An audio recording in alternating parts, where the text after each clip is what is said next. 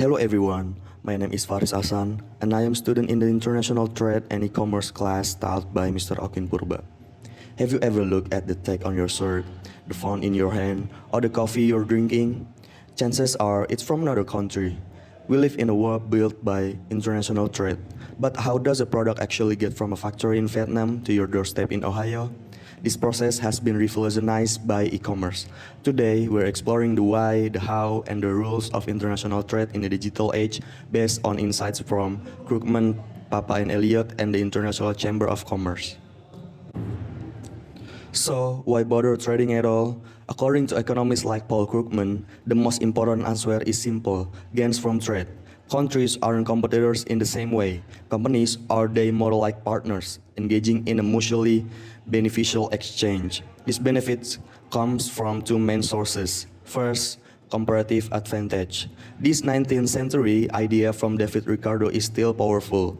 It states that countries specialize in producing what they do relatively well, even if another country is absolutely better at producing everything. This specialization increases world output, making everyone richer. Second, economies of scale. In many industries, like automotive or electronic, it's more efficient to produce at a large scale. International trade allows a country to specialize in just a few industries, produce for the world, and achieve massive cost savings. Consumers get lower price and as well see more variety. For centuries, trade was for giants, big corporations, and government.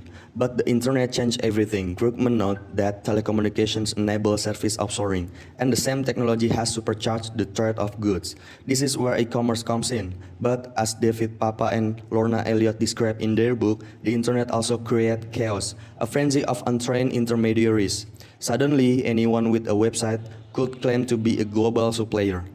This creates massive problem of trust. How does a buyer in Germany know a seller on Alibaba is real? How do they verify the goods? And most importantly, how does the seller get paid? And how does the buyer know they'll get their products? This is the central challenge of e-commerce. It automates the role of the intermediary.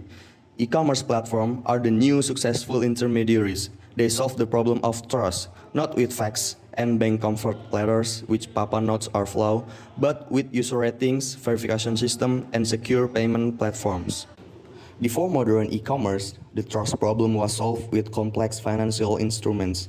An intermediary's main job was to manage this. The key was the letter of credit, or LC. As explained in the successful intermediary, an LC is guarantee from the buyer's bank that the seller will be paid if they present the correct documents like a bill of lading, which proves the goods are on the ship.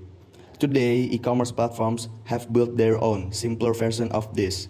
When you buy from a major online marketplace, your payment is often held in escrow. It's only released to the seller once you confirm you've received the goods, or once tracking shows they've been delivered.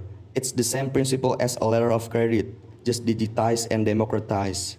Okay, so you found a supplier online and you've paid. Now, who's responsible for shipping? Who pays for insurance? And who handle customs? This is where the Incoterms comes in. Published by the International Chamber of Commerce, the Incoterms 2020 are the essential rules for the international trade. They are not a contract themselves, but they are incorporated into the sales contract. They clearly define three things. 1. Obligations. Who does what? 2. Risk, where the risk of loss or damage transfers from the seller to the buyer. This is the delivery point. And 3. Cost. Who pays for each part of the journey, like transport, insurance, and customs clearance. When you buy something on an e-commerce site, you're agreeing to an Incoterm, even if you don't know it. Let's say you're buying a 100-pound case from a factory. If the price is X works, you, the buyer, are responsible for everything. You have to arrange a truck to pick it up from the factory's loading dock. Risk transferred to you right there. If the price is GBP or delivery duty, the seller handles everything, shipping, insurance, and even your own country's import taxes. The goods aren't your problem until they arrive at your warehouse, for you to be unloaded. A common mistake is using FOB or CMP. For container shipping, FOB means transfer when goods are loaded and going overseas. In modern e-commerce, sellers don't load the ship. They drop the container at a terminal. The correct rule is often FCA, free courier. Here the seller delivers the goods to the carrier you nominate at a named place. The seller handles export clearance and you take over from there. Choosing the right Incoterm is critical for avoiding costly misunderstanding. So, what have we learned? International trade is a powerful engine for growth.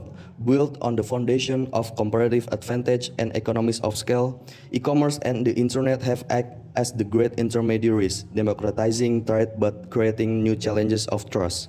And finally, a sophisticated set of rules like the letter of credit and Incoterms provide the essential framework that allows this complex global dance to happen smoothly. From the tag on your shirt to the phone in your hand, you're holding the result of this incredible system, a system of economic, technology, and rules that connect us all. This concludes my presentation for Mr. Okin Purba class. Thank you for watching.